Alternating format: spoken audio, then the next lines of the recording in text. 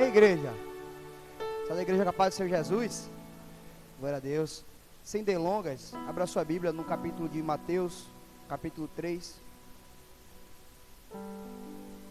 Aleluia. Mateus, capítulo 3.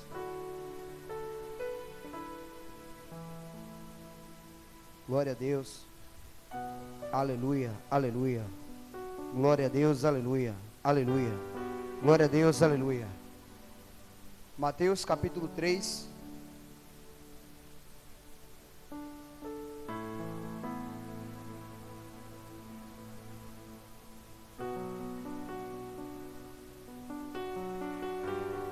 Versículo 10. Aleluia. Só que vamos ler do capítulo 3 primeiro.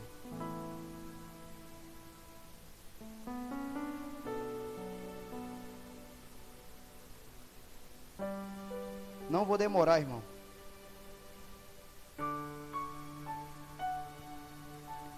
Mateus, capítulo 3, versículo 1.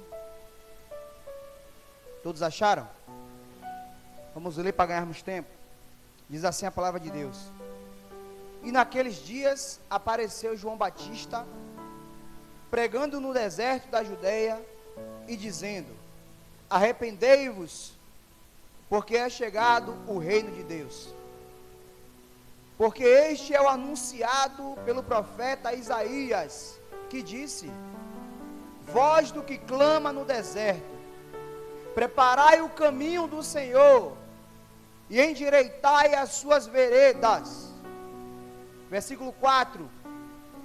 E este João tinha a sua veste de pelos de camelo e um cinto de couro em torno de seus lombos, e alimentava-se de gafanhotos e de mel silvestre.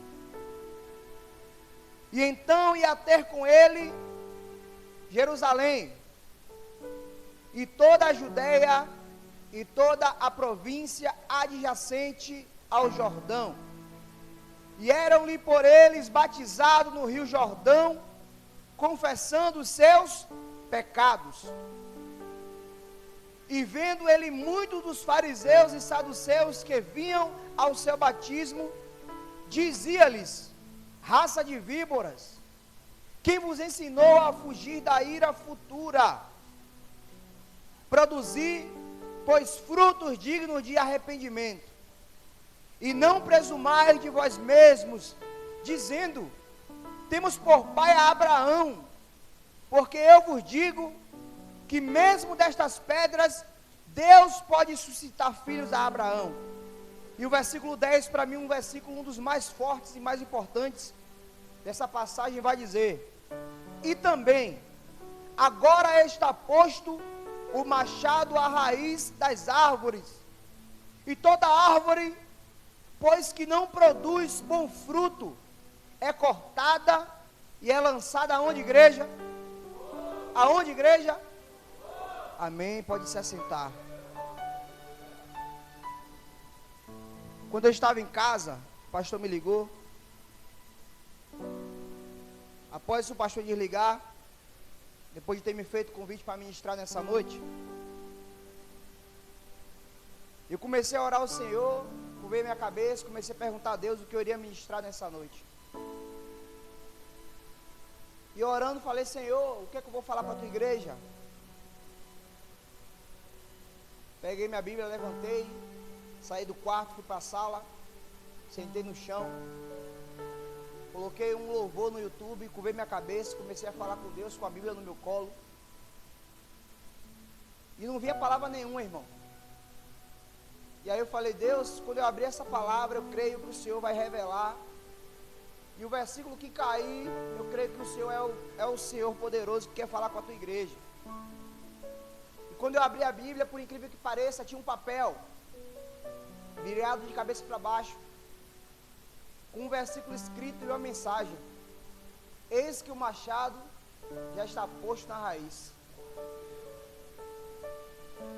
E quando eu fui buscar essa palavra, o Senhor falava comigo a respeito dos últimos dias, a respeito de como a igreja do Senhor tem se comportado na terra. como a igreja de Deus tem se comportado perante o mundo aí fora. E é bem verdade, irmão, que a palavra que a pastora Livan ministrou foi uma palavra dura, uma palavra forte, mas extremamente necessária para a igreja. E eu e você temos que glorificar ao Senhor, porque nós temos pastores que pregam a palavra, independente de qualquer coisa, falam a verdade porque querem o meu bem e o seu bem. Eu quero saber qual de vocês que ouviu aquela pregação e não ficou reflexivo em casa, irmão. Qual de nós aqui nessa igreja que ouviu aquela pregação e não ficou em casa se perguntando sobre a palavra, sobre o que ela queria dizer, não a pastora, mas o Espírito Santo, a palavra. E depois eu fiquei imaginando o quanto eu sou abençoado, o quanto nós somos abençoados por ter pessoas que nos lideram, que têm visão espiritual e não falam aquilo que o seu ego diz, mas falam aquilo que a palavra ordena. E quando eu abri essa palavra eu entendi tudo, irmão, porque nós estamos vivendo em uma época em que a igreja do Senhor está passando por um momento tão delicado, por um momento tão turbulento, que ainda não se compara com o que está vindo por aí. E a Bíblia diz que naquela época João Batista estava pregando ali, e a Bíblia diz que várias pessoas vinham de vários lugares para ouvir João Batista pregar.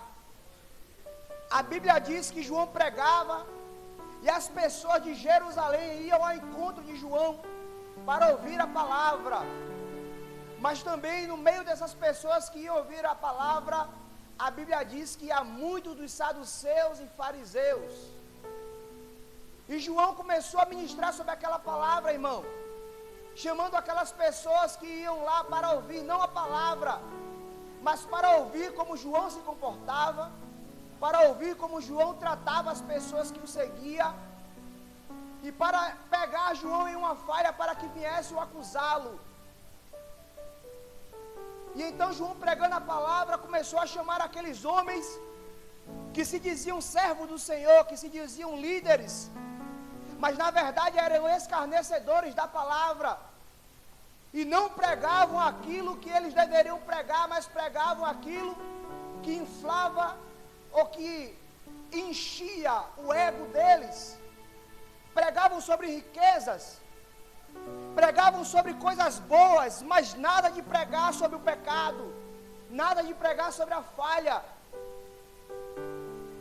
Nós temos vendo nos lugares, irmão, igrejas, congregações, que estão se vendendo por muito pouco.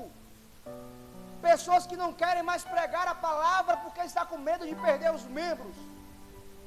Pessoas que não querem mais pregar a palavra porque estão com medo de perder a mamata política. Pessoas que não querem mais pregar a verdade, permitindo que pessoas se percam no evangelho, permitindo que pessoas se percam no pecado, porque não querem falar a verdade para que a ovelha, para que a igreja venha despertar e venha entender que o Senhor ainda salva na terra. E quando você ouvir uma palavra dessa, irmão, dentro desse lugar, tenha certeza de que o Espírito Santo, Ele está usando cada pessoa que sobe aqui neste altar, porque Deus tem um cuidado tão precioso com a igreja dEle. E eu me perguntando, Deus, por que essa palavra, o machado já está na raiz? Porque a igreja do Senhor, ela tem permitido-se ser ludibriada, ser enganada por pratos, por ofertas, por convites. E enquanto João pregava, aqueles homens observavam João pregando, e João, usado pelo Espírito de Deus, diziam: raça de víboras, eis que vem sobre vós a ira do Senhor. E acredito eu que muitas daquelas pessoas, meu pastor, não davam ligança porque achavam que era mais um louco que estava falando, que achavam que era mais um homem que estava falando abobrinhas. Mas na verdade Deus estava usando João para ministrar sobre aquelas pessoas e dando a uma oportunidade, mesmo eles sendo saduceus, mesmo eles sendo fariseus, irmão. E quando nós olhamos para o mundo lá fora, nós observamos várias atrocidades dentro da igreja, vários escândalos, várias coisas acontecendo, e cada dia mais a igreja do Senhor na terra se suja. Mas João Batista, usado por Deus, disse: o machado jaz a raiz. Sabe o que essa palavra quer dizer, irmão? Que todo agricultor que vai cortar uma árvore, todo lenhador que vai cortar uma árvore, ele jamais vai dar um golpe na árvore para derrubá-la, sem que antes ele meça onde será o corte. Jamais um homem que vai cortar uma árvore, é impossível dele pegar o machado e dar um golpe à cega e derrubar uma árvore a qual não venha a ser, para limpar o terreno, aonde outra árvore poderia frutificar, poderia prosperar, poderia dar frutos. E quando a Bíblia fala sobre o machado à raiz, irmão, é uma palavra de despertamento para mim e para você. Precisamos voltar os nossos olhos para o Senhor a cada dia. Precisamos blindar a nossa mente, blindar o nosso entendimento, para que uma palavra dura ministrada nesse altar, ou uma pessoa usada por Deus para ajudar você a se reencontrar no Espírito Santo, não venha turbar a sua mente, não venha turbar o seu coração. Precisamos olhar as coisas não com o olhar da carne, mas com o olhar espiritual. Porque a palavra de Deus é um bolo que é dividido em diversas fatias. E se eu e você ainda ouve uma palavra de exortação, se eu e você ainda ouve uma palavra de conserto, significa que o Senhor ainda ama a igreja dele. Porque a Bíblia diz que o homem, ele jamais, um pai jamais, ele vai dar algo ao filho, vai dar uma pedra no lugar de um pão, ou vai dar uma serpente no lugar de um peixe. Mas nós sabemos que o mesmo Deus que ele é amor, é o Deus que é justiça. O mesmo Deus que é um Deus de bênção, é um Deus também que é um fogo consumidor. E quando nós entendemos isso, a nossa visão espiritual começa a se clarear, começa a se abrir. Porque nós passamos a olhar o mundo lá fora não com olhar de desejo, mas com olhar de atenção, entendendo que a volta do Senhor está próxima, que a volta do Senhor já está às portas. E a primeira coisa, que quando eu entendo dessa palavra, quando Deus disse o machado já está na raiz, tem pessoas no mundo aí fora, já falei sobre isso algumas vezes, que está vivendo como se os dias, como se a vida não fosse ter um fim aqui na terra. E eu pergunto para você, igreja, após a sua vida se esvair aqui na terra, o que será da minha alma e o que será da sua alma? Qual é a recompensa que eu e você vai receber depois de ter vivido em uma terra pecaminosa, vivido em meio de pessoas pecaminosas e mesmo assim permaneceu firme, fiel e inabalável? Qual será a recompensa para aquele servo, para aquela serva de Deus que não se vende às corrupções? Qual é a esperança que eu e você tem em estar aqui num dia chuvoso, sabendo que a palavra do Senhor é mais importante do que qualquer coisa que nós viemos deixar para trás? A recompensa é a vida eterna, irmão. A recompensa é a cidade celestial. A recompensa é ser chamado pelo Senhor, pelo nome, não como objeto, não como uma coisa, mas como um filho de Deus. A recompensa é entrar na cidade santa pelas portas. A recompensa é olhar e ver que o meu nome e o seu nome estará escrito no livro da vida. A recompensa é quando o Senhor chamar o seu nome e dizer: vinde bendito de meu Pai. Mas para que isso aconteça, eu e você precisamos se manter blindados aqui na terra. Precisamos glorificar a Deus quando ouvirmos uma palavra de direcionamento. Por mais que ela seja pesada, por mais que ela seja dura, nesse dia de hoje é a palavra mais necessária que a igreja precisa ouvir. É a palavra mais importante, é a palavra que confronta o seu ego e o meu ego. É a palavra que vai no fundo da minha alma, no fundo da sua alma, e faz eu e você ter uma reflexão da nossa vida aqui na terra. É bem verdade que os fariseus não gostavam de ouvir quando João pregava. Os fariseus não gostavam de ouvir quando João dizia: convertei-vos, raça de víbora. Mas na verdade eles tinham que glorificar a Deus e agradecer, porque João ainda estava pregando e dizendo: convertam-se, mudem as suas vestes, mudem a sua vida, mudem o seu comportamento. E aqueles homens brincavam, aqueles homens escarneciam, aqueles homens zombavam. Olha como fala esse louco. E porque a Bíblia diz, a Bíblia enfatiza que ele se vestia de pele de camelo e se alimentava de mel silvestre, porque aquelas pessoas o tratavam como um homem maluco. As pessoas tratavam João como um homem louco, um homem que não tinha uma vida igual a deles, cheia de regalias. Mas quando João se vestia de peles de camelo, quando João se alimentava de mel silvestres, João estava dizendo para o mundo que ele não fazia parte daquele meio escarnecedor. João estava dizendo para o mundo de forma indireta: as suas vestes reais não compram a palavra de Deus na minha vida. As suas vestes reais não compram o que eu carrego dentro do meu coração, que é o Espírito Santo de Deus. E nós precisamos nessa época, nesse dia de hoje, permanecer como João, irmão. As riquezas não podem comprar o Espírito Santo na sua vida. Uma casa boa, um carro bom, um emprego bom não pode comprar o que Deus tem para você. Não pode comprar a riqueza que Deus tem na sua vida. Não pode comprar o propósito que Deus tem na sua casa, na sua família. Vemos aí carnaval, muitas festas, jovens, irmão. Essa semana eu recebi um vídeo de um paredão, irmão. Não tinha um senhor, não tinha uma senhora, só jovens e adolescentes.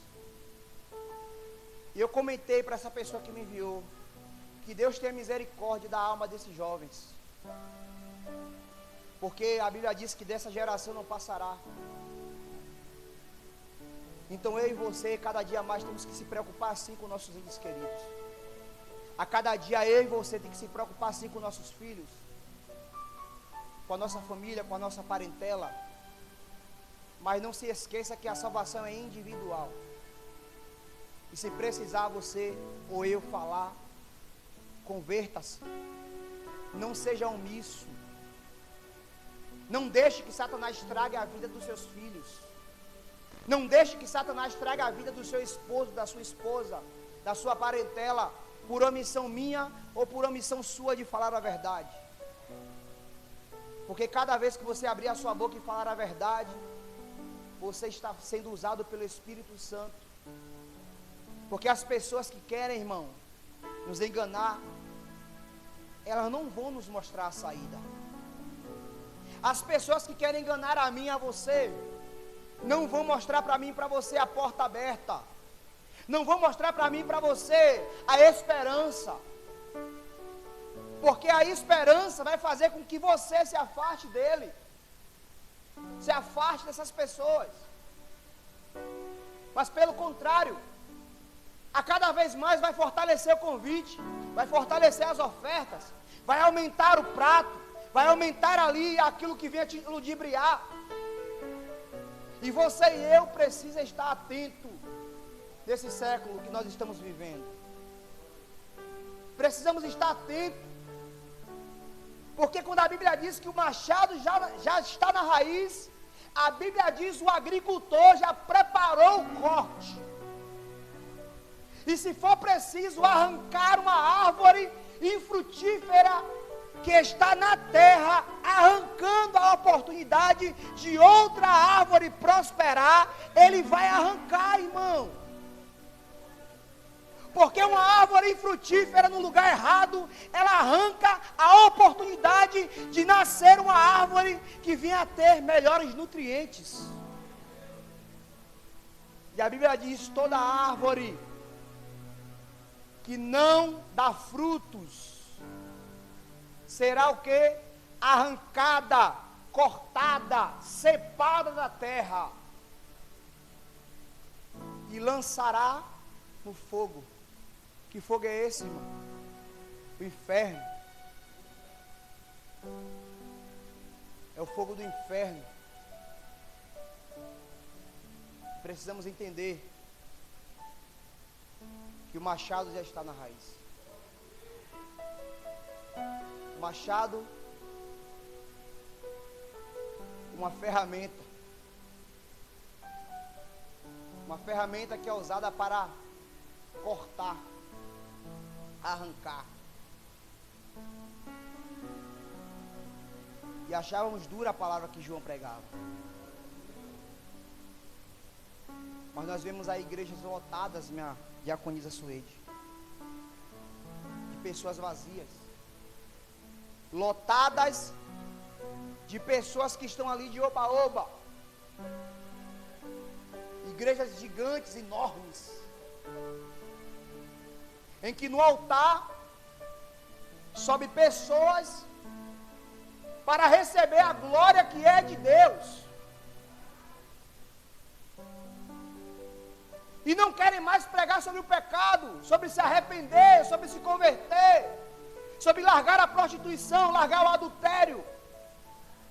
Me diz aí, os profetas, os pregadores, os pastores que pregam, observem como essas igrejas são hoje, irmão, vazias.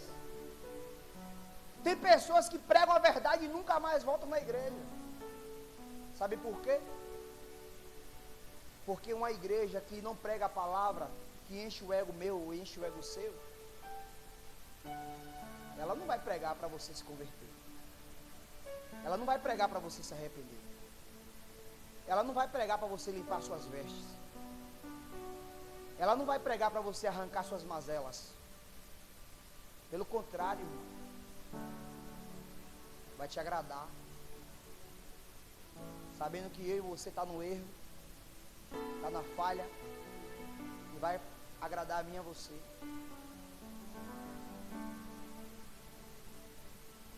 E quando a Bíblia fala sobre isso, irmão, João estava lá pregando, batizando, todo arrepiado, falando a verdade. Mas João, quando via a oportunidade de dizer: se convertam, se arrependam, a ira do Senhor é vindoura, mas também é chegado o reino de Deus. Os mesmos homens que zombavam foram os mesmos homens que crucificaram Jesus na cruz. Homens que deveriam ser aqueles que teriam que ser exemplo. Homens que tomavam conta do templo de Jerusalém. Eram os mesmos homens que recebiam grandes ofertas. Eram os mesmos homens que arrancavam do altar o sacrifício que era para Deus. Foram os mesmos homens que pegaram Jesus de madrugada, fizeram uma reunião e o crucificaram. E não reconheceram ele como filho de Deus. E está diferente nesse tempo de hoje, irmão. Jesus naquela época foi vendido por algumas moedas. E hoje, irmão, são vendidos. Ele é vendido, sabe como? Por alguns acordos, algumas trocas de favores. Mas eu e você está aqui, irmão, na casa de Deus, ouvindo a palavra de Deus e entendendo que a ira do Senhor está vindo, irmão. Entendendo que o nosso lugar no reino celestial precisa ser carimbado, garantido pela minha e pela sua fidelidade na casa de Deus. Precisamos entender que a época é mais crítica do que nós imaginávamos. Hoje se perde mais servo de Deus do que pessoas que nunca entraram na igreja. Pessoas ofendidas. Pessoas que querem colocar a culpa em Deus. Pessoas que quando são confrontadas abandonam o evangelho. Pessoas que quando são confrontadas deixam de servir não ao homem, mas servir a Deus que nada tem culpa. Por isso que eu e você precisa entender e colocar dentro de nosso coração o senso de urgência. O senso de urgência. Senhor, o que eu vou perder se eu retroceder? Senhor, o que eu vou perder se eu desistir agora? Senhor, o que eu vou perder se eu ficar inchadinho com a palavra que foi pregada hoje? Você não vai perder nada não, irmão. Só sua alma, só. Porque a Bíblia diz que o diabo anda como um leão ao derredor, procurando a quem possa tragar. O diabo anda procurando uma oportunidade para ceifar a minha vida e para ceifar a sua vida. E eu e você pode estar bem de saúde. Eu e você pode estar com a vida indo de vento em popa. Na hora que ele chamar, acabou. Na hora que ele chamar, irmão, não tem homem, não tem mulher, não tem um bom aqui na terra. Acabou. E quando ele vem individualmente, ele vem de surpresa. Não avisa, não manda recado, não dá sinal. Ele simplesmente vem e cumpre. E quando ele não cumpre, ele permite. Ontem à noite ali, não sei se vocês ficaram sabendo, um jovem,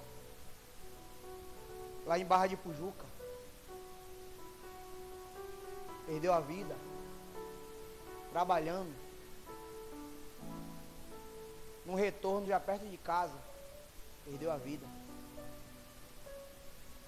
E nessas estradas aí pelo esse Brasil inteiro, mundo afora, pessoas perdendo a vida, pessoas felizes, voltando de festa, voltando de casa de parente.